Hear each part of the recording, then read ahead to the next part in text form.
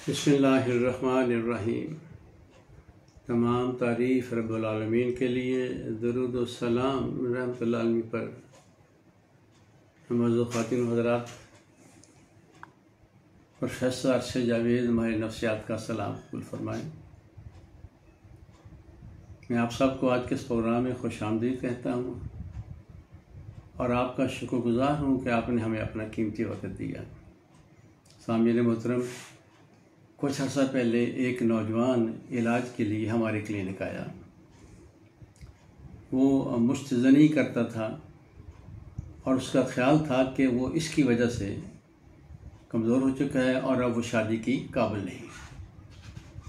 उसने फिर एक बार ख़ुदकुशी की कोशिश भी की, लेकिन अल्लाह ने उसको महफूज रखा और वो कामयाब ना हो सका। इंडिया और पाकिस्तान में सबसे ज़्यादा मुगालते मुश्तज़नी के हवाले से है और जिसकी वजह से नौजवान बहुत परेशान है। मुश्तज़नी से मुराद क्या है? इससे मुराद यह है कि अपने हाथ से मनी को खारिज करना। नौजवान इस अमल को एक हफ्ते में 1-2 दफ़ा कर सकते हैं, बाज़ नौजवान हर रोज़ करते हैं और बाज़ एक दिन में 6-7 दफ़ा भी कर सकते हैं। मेरा एक क्लाइंट था, उसने 24 घंटों में 15 बार ये मुश्तज़नी की। इसी तरह मेरे पास एक और नौजवान क्लाइंट था, बड़ी हैरानी की बात है, अभी तक यकीन नहीं आता, उसने एक दिन में 50 बार तक मुश्तज़नी की और उसने ये काम कई बार किया। वो अभी तक हट्टा कट्टा है, सेहतमंद है, बच्चे पैदा कर रहा है, यानी उसे कोई नुकसान नहीं हुआ। किताबों में एक ऐसे फ़र्द का जिक्र भी मिलता है जो तकरीबन हर घंटे में 3-4 बार ये मुश्तज़नी कर लेता था और रिसर्च के मुताबिक तकरीबन 95% यानी 95% लोग मुश्तज़नी करते हैं। लेकिन मशहूर माहिर नफ्सियात फ्राइड का नाम तो आपने सुना होगा, वो कहता है कि नहीं, सारे के सारे मुश्तज़नी करते हैं। कहता है कि 95% सच बोलते हैं, अब बाकी 5% झूठ बोलते हैं। लेकिन मेरी रिसर्च जो है वो फ्राइड के इस ख्याल की तायीद नहीं करती, बल्कि हमारे ख्याल में वो बात उनकी सही नहीं है, क्योंकि मैं ऐसे बहुत से लोगों को जानता हूँ जिन्होंने कभी भी मुश्तज़नी नहीं की। ख़ुद मेरी अपनी मिसाल ये है कि मुझे चूँकि इख्तिलाफ बहुत होता था, लिहाजा मुझे कभी भी मुश्तज़नी करने की ज़रूरत ही महसूस नहीं हुई। मुश्तज़नी के हवाले से बेशुमार मुगालते, गुमराहकुन बातें फैली हुई हैं और जिसकी वजह से नौजवान नस्ल शदीद परेशानी और खौफ का शिकार है। मुश्तज़नी के हवाले से नौजवान 2 तरह के मसाइल का शिकार हैं। एक है कि इससे जिस्मानी और मर्दाना कमज़ोरी हो जाती है, दूसरा कि ये एहसास शदीद उनको एहसास गुनाह होता है। मुश्तज़नी के फ़र्ज़ी नुकसानात के हवाले से जितने किस्से, कहानियाँ और मुगालते मशहूर हैं, शायद ही किसी और चीज़ के बारे में मशहूर हों। और उर्दू में आप कोई भी शख्स की किताब ले लें, वो मुश्तज़नी के नुकसानात से भरी हुई है। हत्ता कि ये बेशुमार फ़र्ज़ी नुकसानात हैं जो उन्होंने किताबों में दर्ज हैं। उनमें से चंद एक ही हैं कि मुश्तज़नी से इंसान का दिमाग, बीनाई और असाब कमज़ोर हो जाते हैं, उज़्व ख़ास की रगें फूल जाती हैं जिससे कमज़ोरी हो जाती है, नफ्स की ग्रोथ यानी तरक्की रुक जाती है, उसका साइज़ छोटा रह जाता है, चेहरा बेरौनक हो जाता है, फ़र्द ज़िंदा लाश बन जाता है और मर्दाना क़ुव्वत ख़त्म हो जाती है और इंसान शादी के काबिल नहीं रहता। इस सिलसिले में एक बड़ी दिलचस्प बात है, सेक्स के हवाले से मेरी 4 किताबें हैं, बहुत से लोग उनको पढ़ते हैं। कुछ अर्सा पहले मुझे किसी ने एक छोटी सी वीडियो भेजी। हकीम साहब ने मुझ पर तनकीद की थी कि अरशद जावेद जो हैं, इनकी बातें दुरुस्त नहीं हैं। जब मैंने वो सारी सुनी तो मैंने उसके नीचे कमेंट किया, अगर आप मुश्तज़नी का एक भी नुकसान साबित कर दें तो मैं आपको 1 लाख रुपया इनाम दूँगा। और आज तक मैं उनके जवाब का मुंतज़िर। सामीन मोहतरम, जिस तरह हमारे यहाँ मुश्तनी के हवाले से बहुत सी गलत बातें मुगालते मशहूर हैं, इसी तरह 200 साल पहले मगरब में भी ये बातें मशहूर थी। वहाँ तो यहाँ तक मशहूर था कि मुश्तनी से इंसान पागल हो जाता है, उसको मिर्गी के दौरे पड़ते हैं। और ये हमारे यहाँ हालांकि सर गंजा हो जाता है, हाफजा ख़त्म हो जाता है, बीनाई कमज़ोर हो जाती है। यानी आज से 200 साल पहले मगरब में भी ये मुगालते मारूफ थे। और रिसर्च के बाद नौजवान इस चीज़ से आगाह हो चुके हैं कि मुश्तनी का कोई नुकसान आज तक साबित नहीं हुआ। बाद लोग कहते हैं कि जी एक हद तक तो मुश्तनी नुकसानदेह नहीं है, लेकिन अगर हद से बढ़ जाए तो फिर ये बहुत नुकसानदेह है। ये एक और धोखा, फरेब, जहालत और झूठ है कि ज़्यादा बोलने से इंसान कमज़ोर हो जाता है।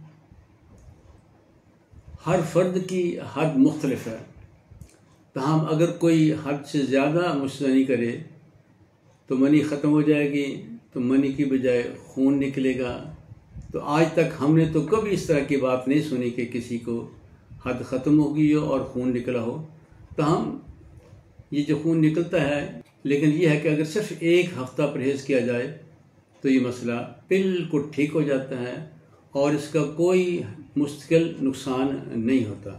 ताहम कुछ लोग मुश्तनी के बाद कमज़ोरी महसूस करते हैं। बेसिकली उसकी वजह जो है वो हम कहते हैं कानूनी तवक्को है, क्योंकि हमने दीवारों पर पढ़ा होता है, हकीम साहब की बातें सुनी होती हैं कि इससे इंसान कमज़ोर होता है, तो हम उस तवक्को के तहत कमज़ोरी महसूस करते हैं। हालांकि ऐसा होता कोई नहीं है। इसके अलावा बेशुमार लोग मुश्तनी को सुकून के लिए, रिलैक्सेशन के लिए इस्तेमाल करते हैं। ज़ाहिर है कि बहुत से लोग जब रिलैक्स होते हैं तो उसको कमज़ोरी समझ लेते हैं। इसी तरह एक बड़ी दिलचस्प बात यह है कि जब भी फ़र्द अंजाल होता है तो उसका ब्लड प्रेशर थोड़ा सा कम हो जाता है, और इसी तरह जब भी हम पेशाब करते हैं तो उससे भी उतना ही ब्लड प्रेशर कम होता है। लेकिन हमने कभी उस पर तवज्जो ही नहीं दी कि फ़र्द शदीद एहसास गुनाह का शिकार होता है और जिसकी वजह से वो डिप्रेशन का शिकार हो जाता है। डिप्रेशन में फ़र्द शदीद उदासी, अफसरदगी महसूस करता है, उसका कुछ करने को दिल नहीं करता, उसे कुछ अच्छा नहीं लगता। यानी ये अलामतें मुश्तनी की नहीं हैं, बल्कि ये डिप्रेशन की हैं। इसी तरह बाज़ हकीमों का ख्याल है कि मुश्तनी की वजह से नफ्स की रगें फूल जाती हैं और ज़ाहिर से मर्दाना कमज़ोरी होती है। और दिलचस्प बात यह है कि मर्द को तनाव तब होता है जब नफ्स की खून की नालियों में खून ज़्यादा जाता है। अगर ये नालियाँ फूली होंगी, ज़्यादा खुली होंगी तो ज़्यादा खून जाएगा, ज़्यादा खून जाएगा तो ज़ाहिर के तनाव भी ज़्यादा होगा। लिहाजा हकीमों की बात 100% गलत है। इसके अलावा कुछ माहिरीन का ख्याल यह है, नीम हकीमों का, कि क्योंकि आमतौर पर लोग बाएं हाथ से मुश्तनी करते हैं, वो कहते हैं कि जिससे नफ्स टेढ़ा हो जाता है। ये बात भी 100% गलत है। जैसे मैंने अर्ज़ किया था, मैंने कभी भी मुश्तनी नहीं की, मेरा भी बाएं तरफ को टेढ़ा है। बल्कि ये सच बताती है कि अक्सर लोगों का पीनस से नफ्स बाएं तरफ को टेढ़ा होता है। अच्छा, बाज़ औक़ात कुछ लोगों का ज़्यादा टेढ़ा हो जाता है, ये एक बीमारी है। उसमें जब भी उसको तनाव होगा शदीद दर्द होता है, और ये वैसे बहुत ना होने के बराबर बीमारी है, लेकिन इसका मुश्तनी के साथ कोई किसी भी तरह से इसका ताल्लुक़ नहीं है। एक रिसर्च में बहुत से नौजवानों को, बल्कि सैकड़ों नौजवानों को कहा गया कि वो रोज़ाना ज़्यादा से ज़्यादा मुश्तनी चेक करें, और ये रिसर्च कई महीने चलती रही। नौजवान लड़के मुश्तनी ज़्यादा से ज़्यादा करते रहे। आखिर में नतीजा वही निकला कि इसका कोई नुकसान साबित नहीं हुआ। और अब तो ये मज़े वाली बात है कि अब ना सिर्फ इसका कोई नुकसान नहीं, बल्कि अब तो पूरी दुनिया में माहिरीन नफ्सियात या माहिरीन जिन्स जो हैं वो मर्दाना ताकत के लिए, मर्दाना कमज़ोरी के लिए और सूरत अंजाल के लिए मुश्तनी को इस्तेमाल करते हैं। ज़ाहिर है कि अगर ये नुकसानदेह होती तो कभी इस काम के लिए इस्तेमाल नहीं होती। अब ये सवाल पैदा होता है कि आखिर हम करते क्यों हैं, मुश्तनी की वजह क्या है। होता यह है कि जब बंदा बालिग होता है तो उसमें उस उम्र में मनी ज़्यादा बनती है, और मनी को हम महफूज नहीं कर सकते, इसलिए निकलना होता है। और ये मुश्तनी मनी के अखराज का एक अच्छा तरीका है। और दूसरी बड़ी वजह ये होती है कि बुरे दोस्तों के साथ हम नौजवान घूमते फिरते हैं। वो बुरे नौजवान बच्चों को जब वो बालग होते हैं तो इन बातों को बताते हैं और उन्हें कहते हैं कि तुम भी करो, बड़ा मज़ा आता है। ज़ाहिर है कि हम बच्चे फिर उस वजह से भी इसको करते हैं। इसके अलावा आजकल पोर्न एडिक्शन है, यानी बच्चे गंदी फिल्में बहुत देखते हैं। जब गंदी फिल्में देखेंगे तो तनाव बहुत ज़बरदस्त होता है। फिर तनाव से निजात हासिल करने के लिए नौजवान फिर मुश्तनी करते हैं। इसी तरह बाज़ औक़ात ये होता है बीवी मियाँ के साथ भरपूर तावन नहीं करती तो मर्द अपनी जिनसी ख्वाहिश पूरी करने के लिए भी मुश्तनी करते हैं। इसके अलावा चूँकि इसमें बेपनाह लुत्फ़ है, लिहाजा नौजवान जो है इस लुत्फ़ के लिए ये मुश्तनी को करते हैं और इससे लुत्फ़ उठाते हैं। अब अक्सर सवाल ये होता है, अगरचे इसका नुकसान तो कोई नहीं है, लेकिन माहिरीन का ख्याल है कि बेहतर है कि इसको कम किया जाए, कंट्रोल किया जाए, क्योंकि कोई भी आदत जब आप ज़्यादा हो जाएगी तो फिर वो आपकी ज़िंदगी के रास्ते में रुकावट होती है। हर वक्त आप वही काम करते हैं जबकि अहम काम करना आप छोड़ देते हैं। अब इसमें इसका कंट्रोल करने का सबसे आसान तरीका तो शादी है। शादी हो जाएगी, इंसान अपनी जिनसी ख्वाहिश को हर रोज़ पूरा करेगा, तो लिहाजा फिर इसको मुश्तनी करने की ज़रूरत नहीं पड़ेगी। और दूसरा ये है कि गंदी फिल्मों और गंदी सोबत से बचा जाए। जैसे मैंने बताया था, इन दोनों की वजह से भी बहुत से नौजवान मुश्तनी करते हैं। इसके अलावा खेलों की तरफ ज़्यादा तवज्जो दी जाए। जब इंसान खेलों की तरफ ज़्यादा तवज्जो देता है तो उसका ध्यान मुश्तनी से बहुत हद तक हट जाता है और वो कम हो जाती है। इसी तरह हर इंसान की कोई ना कोई हॉबी होती है, मशगला होता है, तो अपनी हॉबी की तरफ ज़्यादा तवज्जो दे। जब हॉबी की तरफ ज़्यादा तवज्जो देगा तो मुश्तनी की तरफ उसका ध्यान बहुत ही कम हो जाएगा। इसके अलावा ये है कि दीन की तरफ ज़्यादा रुझान हो, नेक लोगों के साथ उठना बैठना हो, दीन की बातें सुने, और इससे भी बहुत फ़र्क पड़ता है और बंदे की तवज्जो बहुत हद तक यानी मुश्तनी से कम हो जाती है। एक और दिलचस्प बात यह है कि हर नौजवान तकरीबन किसी एक ख़ास जगह ये मुश्तनी करता है। माहिरीन का ख्याल यह है कि अगर उस जगह को बदल लिया जाए, जहाँ भी वो करता है वहाँ की बजाय किसी और जगह करे, तो फिर भी इसमें कमी आ जाती है। अक्सर औक़ात नौजवान किसी ख़ास वक्त में मुश्तनी करते हैं, तो माहिरीन का ख्याल यह है कि अगर वक्त बदल लिया जाए, मिसाल तो अगर वो रात को करते हैं तो सुबह को करें या दिन को करें, तो इससे भी ऐसा ऐसा उनकी ख्वाहिश कम होना शुरू हो जाती है। इसी तरह आम तौर पर नौजवान किसी एक हाथ से मुश्तनी करते हैं। माहिरीन का ख्याल यह है कि अगर उस हाथ को भी बदल लिया जाए, मिसाल तो दाएं हाथ से करते हैं तब बाएं से करें।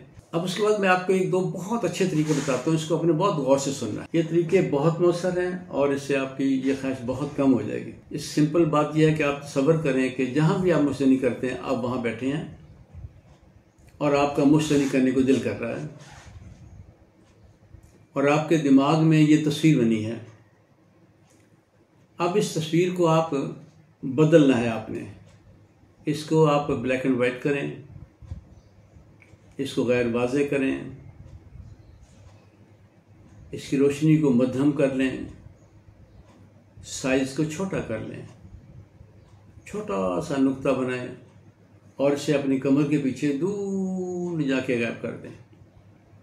चलिए अभी आप इसको, मैं समझता हूँ आप एक दफ़ा इसको करके देखिएगा। आंखें बंद कर लें आप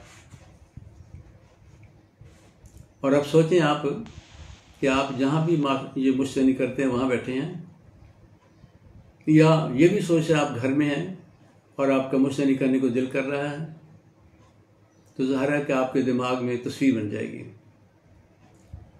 उस तस्वीर को ब्लैक एंड वाइट करें, गैर वाज़े करें, बिल्कुल मध्यम कर लें और फिर छोटा सा नुक्ता बनाएं और फिर उस नुक्ते को अपनी कमर के पीछे दूर ले जाके गायब कर दें। वही तसव्वुर करें कि आप उसी जगह हैं, मुश्तनी को दिल कर रहा है आपका, तस्वीर बनी आपकी। इस तस्वीर को ब्लैक एंड वाइट करें, गैर वाज़े करें, मध्यम करें इसका छोटा सा नुक्ता बनाएं और इस नुक्ते को अपनी कमर के पीछे दूर जाके गायब कर दें। एक बार फिर वही तस्वर करें, वही तस्वीर आपका दिल कर रहा है, उस तस्वीर को फिर पहले की तरह ब्लैक एंड वाइट करें, गैर वाज़े करें, मध्यम करें, छोटा सा नुक्ता बनाएं और उसे अपनी कमर के पीछे दूर जाके गायब कर दें। 2 दफ़ा हम और रिपीट करेंगे। फिर दोबारा सोचें वही तस्वीर, वही आपकी ख्वाहिश। फिर उस तस्वीर को आप ब्लैक एंड वाइट करें, गैर वाज़े करें, मध्यम करें, साइज़ को बिल्कुल छोटा कर लें। आप छोटा सा नुक्ता बनाएं और उस नुक्ते को अपनी कमर के पीछे दूर ले जाके गायब कर दें।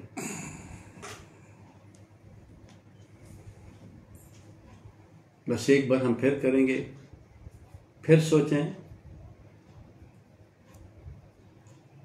वही ख्वाहिश आपकी कि मुश्तरी को दिल कर रहा है आपका, उस तस्वीर को ब्लैक एंड वाइट करें, गैर वाज़े करें, मध्यम करें, छोटा सा नुक्ता बनाएं और इस नुक्ते को अपनी कमर के पीछे दूर ले जाके गायब कर दें। चलें, अब आप अपनी आंखें खोलें, दाएं बाएं देखें। अब दोबारा आप आंखें बंद करके मुश्तरी का सोचें। अब आपका दिल बिल्कुल नहीं चाहेगा, दिल करेगा ही नहीं। ताहम अगर करे तो इसी मश्क को 5 बार फिर रिपीट कर लीजिएगा, दोहरा लीजिएगा। इंशाल्लाह ये मश्क बहुत मौसर है, इसकी मदद से फिर आपकी ख्वाहिश आलमोस्ट ख़त्म हो जाएगी। इसके बाद मैं एक और तरीका बताता हूँ, वही बहुत मौसर है, उसमें भी वही तकरीबन उससे मिलती जुलती ये मश्क है कि आप तसव्वुर करें कि आप जहाँ भी आप मुश्तरी करते हैं वहाँ बैठे हैं या घर में हैं और आपका मुश्तरी को दिल कर रहा है, ख्वाहिश आपकी करें, तो ज़ाहिर है आपकी तस्वीर बन जाएगी उसी ख्वाहिश के साथ।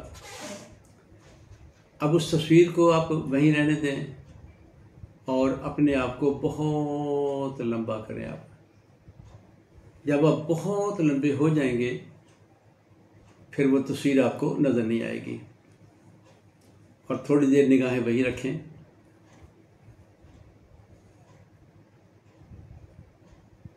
फिर दोबारा वही चीज़ सोचें कि आप घर में हैं या उसी जगह हैं जहाँ करते हैं और आपका करने को दिल कर रहा है। तस्वीर बनेगी, तस्वीर को वहीं रहने दें, फिर अपने आप को बहुत लंबा करें। आप जब बहुत लंबे हो जाएंगे ले जाएं अपने आप को आसमान तक, फिर वो तस्वीर आपको नज़र नहीं आएगी।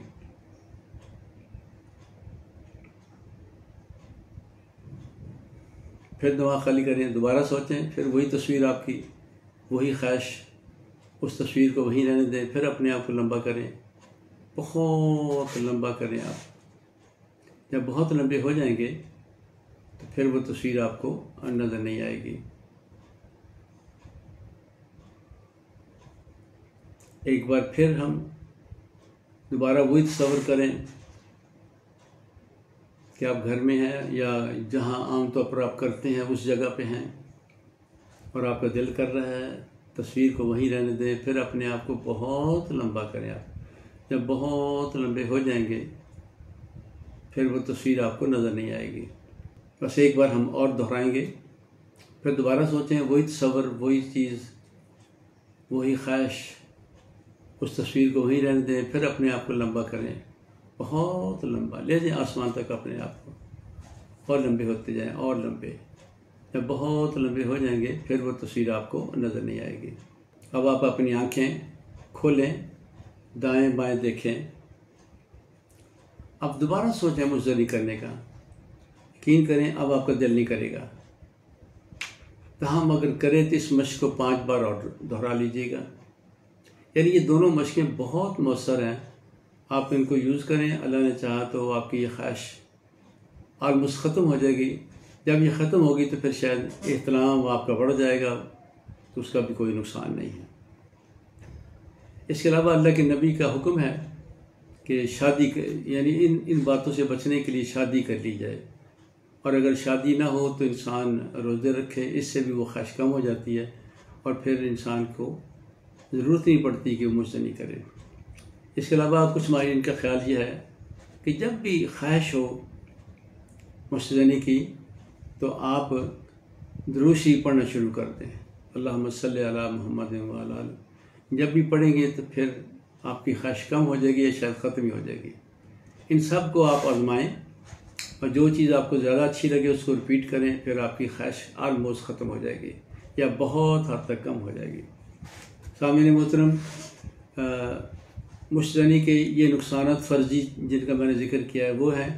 अब दूसरा इसमें जो बड़ी अहम बात यह है कि हम मुसलमान हैं और हमारे अक्सर नौजवानों को ये ख्याल होता है कि मुश्तज़नी गुनाह है और ये बहुत बड़ा गुनाह है, और इसी गुनाह की वजह से फिर कई बच्चों ने ख़ुदकुशी की कोशिश भी की कि अल्लाह ताला हमें माफ़ करे, हम ये गुनाह ना करें।